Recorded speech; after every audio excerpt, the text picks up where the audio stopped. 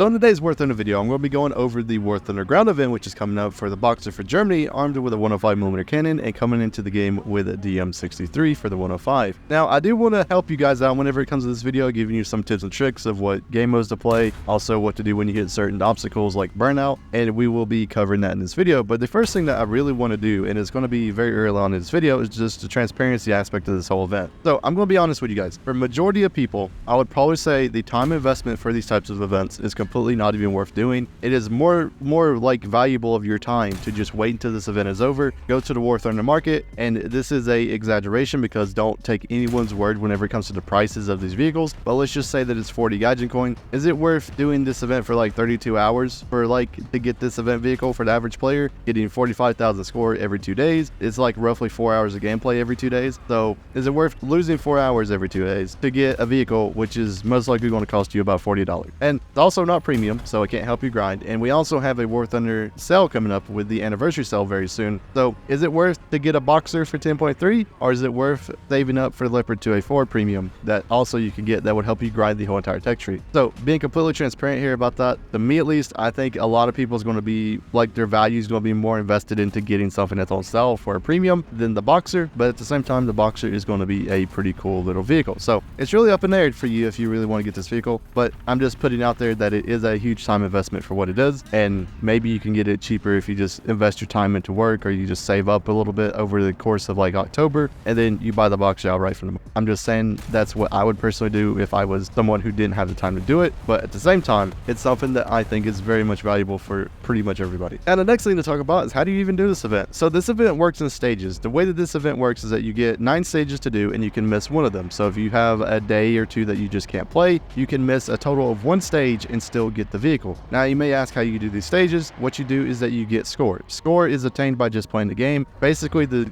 basic rundown of this is that if you do well within your games, you're probably going to get more score, which means that you'll be able to do this event faster. Now the thing about it is that there's modifiers. The easiest way to determine this, I'm not going to go through every single modifier because to me at least it's just not worth worried about, is that if you take arcade, it's going to be the lowest modifier for the game modes, simulator is going to be the highest, and then realistic battles is going to be in the middle. Now you also get a modifier for the rank that you play. The one thing that you cannot do for this event though is that you cannot play rank 1 and 2 if it is not an event vehicle, and you'll be able to see if it's an event vehicle by just looking at the actual stat card of the vehicle, and it will say something like summer of 2023 event on the vehicle itself. If it does not say that, you cannot do a rank 1 or 2 vehicle, but as soon as you get to rank 3, everything is open. But after rank 3, if you're playing a higher battle rating, for example, if you're playing within rank 7, you get the best modifier score through the event. So is it worth playing the best modifier that you can do? To me at least, no. I think the best way to do these events is to play the battle rating or play the mode that you do the best in. Because yes, you can play top tier. Yes, you can play 5-7, you can play 6-7, you can play anything in the game, but if you're doing poorly with that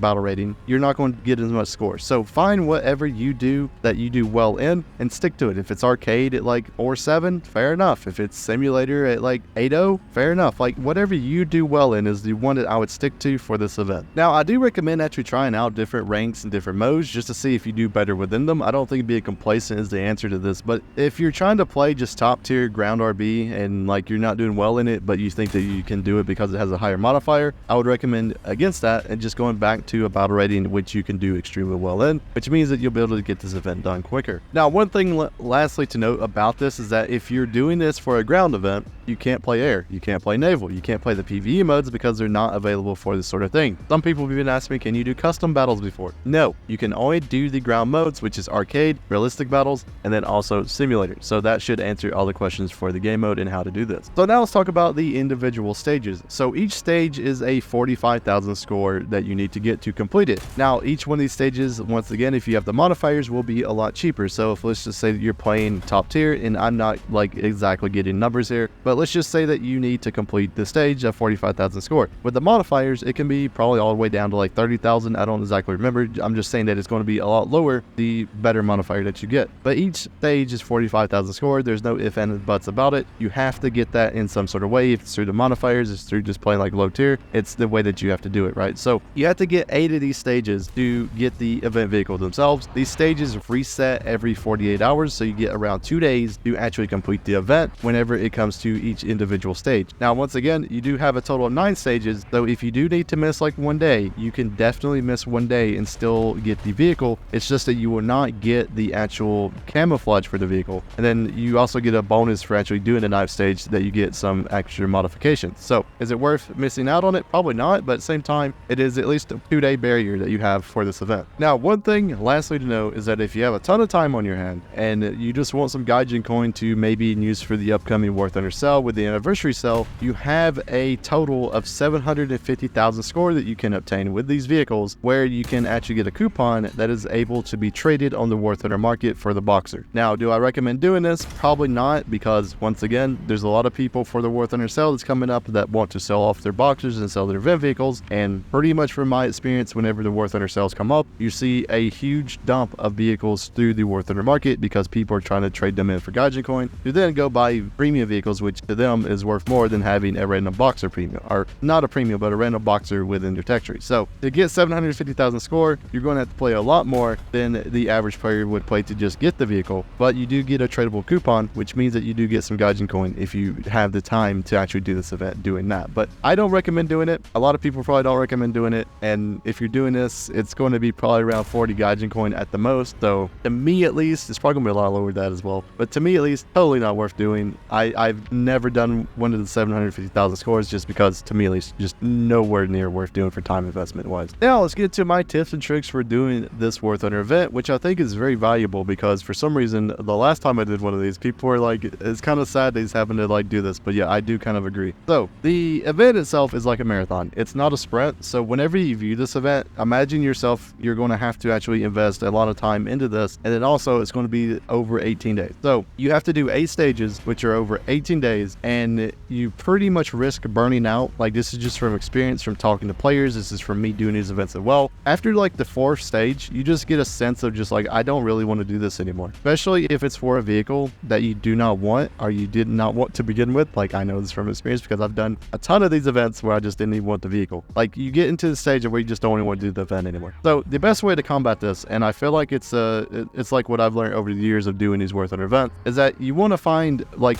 your lineups that you can do very well in, but you also want to have lineups that you can rotate into that give you some more variety whenever you're playing your games. So like, let's just say you've been playing 6-7 Germany this whole entire event, trying to grind up the German tech tree. Maybe it might be worth going over to like France and doing like 5-7 there, doing 4-3, or doing something in another tech tree that's a new experience for you, because you get to learn and experience a new thing while also still doing the Warthunder event, which means that you can kind of get yourself in a new rhythm and be able to do this event a lot better. That's my opinion of how I do these events whenever it comes up. But also another huge thing that you can do is, for me at least, is you can listen to podcasts, or you can chat with friends, like join into Discord chats. And if you don't have any friends, like I know that's like going to be a comment someone actually makes, the Dog for Life Discord is always open. There's probably going to be a lot of people that sit in there and do this event and just chat to each other. So definitely is something you come into. Like, if you're a mute, you can come in there as well, just sit around and just listen to everybody else talk. It's one of those things that gets your mind off the grind of this event, which means that you're able to get it done better. If you have people to talk to, definitely one of those things that you can help with. You can even play, like you can join in to play some games with each other. And I think overall that might be a huge positive thing for a lot of people to get this event done. The next thing is that you need to have your time management pretty much down to a science. Like, if you don't have a ton of time, maybe you have to find some very efficient lineups, which means that you can get the event done very quickly. I have a lineup for me, which is the Boarhound for America, which means that if I do very, very well in that thing, I can probably get the event done within like 45 minutes. But that's like an extreme, like try hard sweat type of thing to do. For me at least, whenever I do this, you need to find some sort of lineup that you can do that in. My recommendations is the German 4.0 and the Russian 4.0 lineup right now with the KV1E and KV1B. That one can do extremely well. American 6.7, the tech tree is also very good for that. Germany 6.7, Germany 9.0 even with the TAM2 IP if you have that vehicle. You just got to find whatever lineup you can do extremely well in to get the event done very, very quickly, because there's going to be days that you just don't have enough time to do this event. And yes, you can buy the task and get the task done over time, right? But it's better off to just get the event done as quick as you can. So definitely find some lineup that you can drop easy, like 5 to 6 kill games in, which means that you're doing above average, which means that the event event should be going quicker for you. That's my recommendation for this sort of thing. But also the last tip, and I think it's a very important one, is don't constantly check the progress of the event. Now, you may be asking, why am I saying this? Have you ever been in school or have you ever been in work and you're watching the clock and you just see the time go slower and slower and slower, but then you just go off and you do other things, or you try to, just talk to people or do other things like that. Guess what? You look at the clock again and it's like 5 hours has just randomly passed. The same thing applies with this event. If you constantly, every single game you get out of a game and you just go check and see how much score you got, check and see how much event score you got for the event, it's going to go slower. So my recommendation is that you don't check this every single game. Maybe check it every 4 to 5 games, so it seems like it's going to actually seem like it's more. And you check it like whenever you're getting off or you're taking a break or something like that, which means that you'll be less frustrated whenever you see that you had a really bad game and you only got like 200 scored. Like, I feel like that is something that a lot of people don't talk about, is that constantly checking it is going to make this event seem like it's going a lot slower than it actually is. So definitely try that. So if you do have any questions or comments for this event, if you do need any help, you can come to Discord or just comment it with the comment section and I will be glad to answer them and also help you guys out. I do hope the event goes well for you guys, and also just remember that we're coming up onto Warthunder's busiest season of the year, which is going to be some events whenever it comes to Halloween, the anniversary sale, anniversary event, all kind of stuff that is going to make Warthunder a lot more, I would say, time investment wise you would probably need to put into it if you want to do ever. So make sure to have that on a note as well. So I hope everyone has a wonderful day, and I'll see you guys in the next video.